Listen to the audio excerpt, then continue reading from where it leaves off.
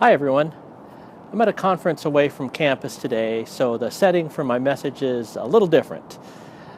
Ironically, the conference is on re-envisioning the American Community College, so it's quite pertinent to our class. Furthermore, much of the content mirrors several of our discussions that we have had. I'll put a link to some of the resources that I think might be interesting for you to look at soon. So this week, as we've been discussing the idea of how higher education changes students and the role that the institution plays in shaping that change, it dawned on me that many of the programs and activities that support student change usually takes place within a student life or campus life department of the institution. In many instances, student life serves as the foundation or glue for many campus events, coalescing together the campus community and creating affinities for those that attend. In large traditional institutions, we often think of the fun traditions and events that students participate in. Things like homecoming events, sports, extracurricular activities, student government, and even student activism are elements that are part of the traditional folklore of higher education.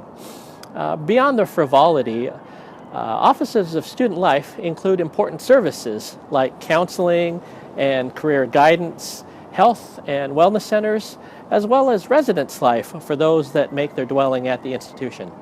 One institution that I came across said this about the student life department.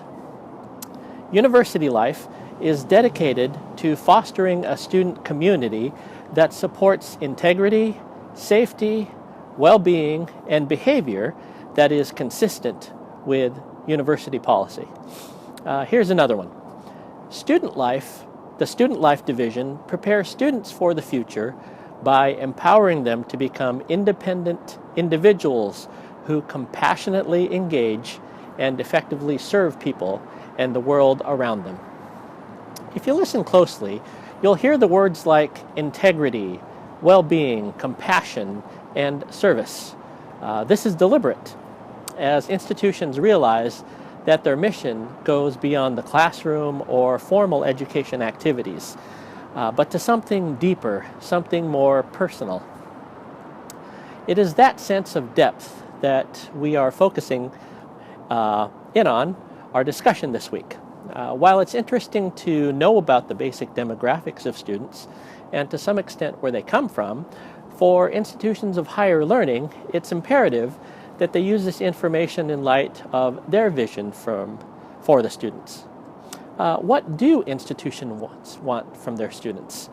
Another way to think of this is to ask, what is the end product of the college experience? Is it simply a degree, or is it more than that? One way of addressing this question, as I have previously noted, is through the lens of student development theory. In particular, psychosocial theories of development. All have their foundation in the work of Erik Erikson, whose idea of stages of development might illuminate our inquiry. Erikson suggested that human development occurs in distinct phases, generally corresponding to an age range.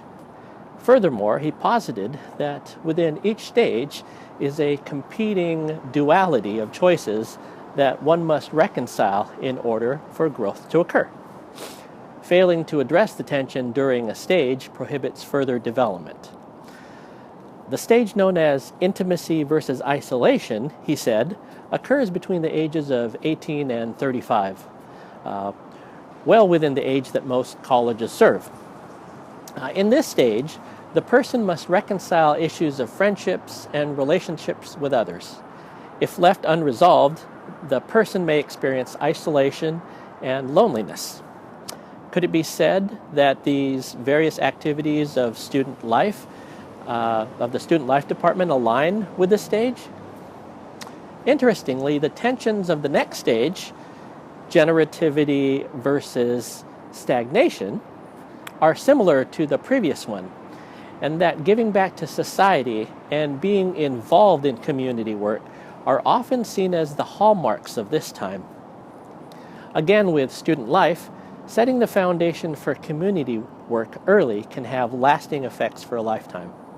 One thing I do want you to consider is that while this framework of student life typically occurs at a campus-based community, think about what it means for an online experience such as ours.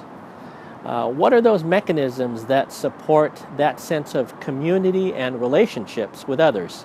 And for our purposes, this week, what types of programs do you think could be implemented by the institution to foster this? Digging deeper, what do you think happens to students in certain environments, and just how much effect does higher education have on the student?